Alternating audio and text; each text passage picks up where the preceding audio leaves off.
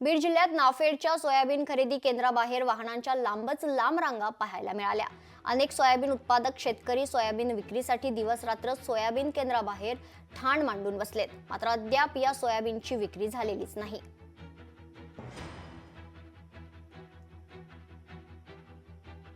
नोंदणीच्या अगोदर येऊनही आम्हाला कसल्याही प्रकारचं टोकन दिलं नाही, आम्हाला कसल्याही प्रकारचं काहीच केलेलं नाही।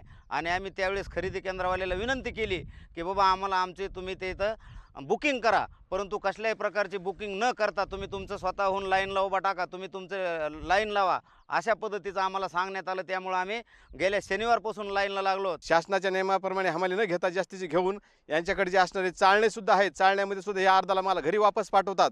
अशा प्रकारे या ठिकाणी शासनाने आणि शासनाने लादून दिलेल्या ह्या खाजगी केंद्राने शेतकऱ्याचे प्रचंड प्रमाणामध्ये लूट केलेली आहे। 250, 300 कट्टा हमालीचा ह्यांनी मात्र्याचा ह्यांच्या गोडाऊनला जमा करून ठेवलेला आहे। म्हणून शासनाने अजून इथून पुढे आम्हाला ही तारीख वाढवून देऊन शेतकऱ्यांना न्याय मिळवून देण्याचं काम करावं आणि ही शेतकरी सोयाबीन त्वरित खरेदी करावी। जे काय नियमाप्रमाणे हमाली ती घेण्यात यावी, जास्तीची आकारणी करण्यात येऊ नये, हे माझी कळकळीची विनंती शेतकऱ्याच्या वतीने आहे। लोकशाही मराठी ऐका, पहा, जागरूक रहा।